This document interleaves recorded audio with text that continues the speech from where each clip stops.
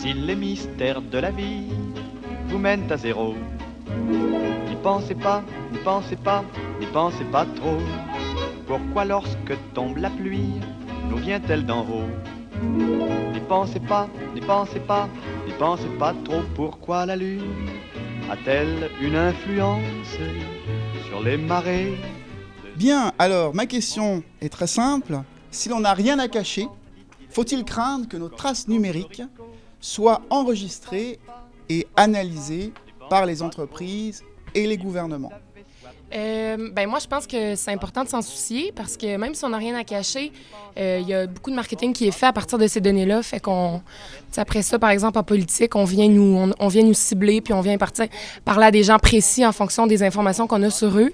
Fait que je pense que même si nous, personnellement, on n'a rien fait de mal puis on n'a rien à cacher, on encourage une espèce de marketing qui n'est pas nécessairement à notre avantage. Puis ça peut faire en sorte que les autorités, en ayant des informations sur nous, peuvent plus facilement, je pense, venir essayer de nous manipuler, puis ça nous rend un peu plus vulnérables. Fait que c'est pas question d'être bon ou mauvais. Je pense qu'il faut être vigilant malgré tout, là.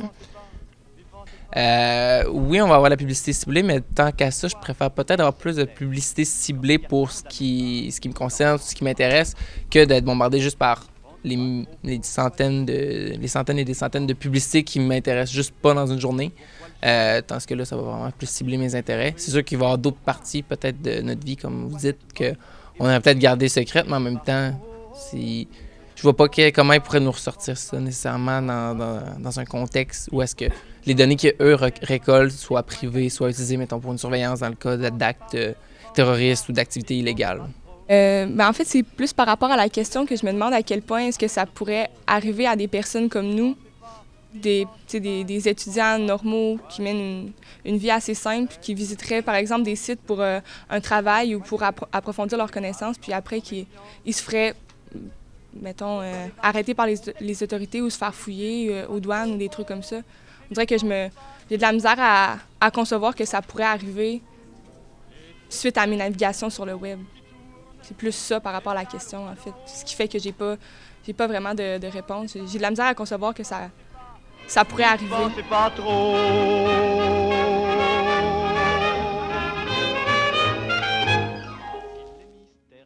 À l'ère où nous partageons en fait nos vies avec des centaines de gens via les réseaux sociaux numériques, est-ce que c'est pas un peu nous, Big Brother, quelque part?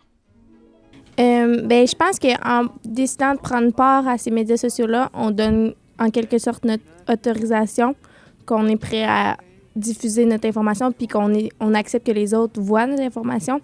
Si on veut pas être observé, si je peux dire, par les autres, on a juste à pas être sur les médias sociaux. Je pense que c'est un package deal, ça vient ensemble, là. De plus en plus, là, tout le monde est pas mal sur les médias sociaux, puis c'est une place où on peut s'informer aussi, là. Non seulement c'est mobile, là, tout le monde a un téléphone cellulaire, c'est partout, ça nous suit partout maintenant. Je pense que on n'a plus tant le choix d'être sur les médias sociaux. Oui, les médias sociaux, c'est pour le divertissement, mais juste à l'école, je veux dire, les travaux d'équipe, les groupes qu'on a sur Facebook, à un certain moment, c'est plus juste du divertissement, mais que ça devienne utile ou juste avec mon emploi, on a un groupe pour les employés. Fait je pense qu'à un certain moment, les gens apprennent à le mettre dans leur mode de vie, puis c'est ça. Moi, je pense, par rapport à la question de est-ce qu'on se surveille ou entre nous, mutuellement, ou des choses comme ça, c'est sûr que notre but, c'est pas ça. Je pense qu'on n'est pas porté à prendre action par rapport aux informations des autres qu'on voit sur Facebook. C'est plus une question, je pense, de point de vue, de jugement. On prend en compte que telle personne a partagé ou a fait telle activité. Puis, je pense aussi d'une certaine façon, on se met toujours à notre meilleur avantage sur Facebook. On va aux pommes, puis c'est sûr qu'il y a quelqu'un qui va prendre une photo parce qu'on veut partager ça. Puis, c'est comme une façon de se mettre...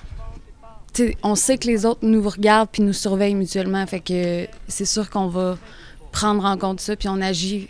On n'est pas innocent là-dedans non plus. N'y pensez pas trop, soyez heureux, avec le peu de science qui rend joyeux les braves gens sans méfiance. Pourquoi les vaches ont-elles des puces et les puces pas de veau? Oh, et n'y pensez pas, n'y pensez pas, n'y pensez pas trop. Laissez faire le monde qui tourne, c'est la loi d'en haut. N'y pensez pas, n'y pensez pas, n'y pensez pas trop.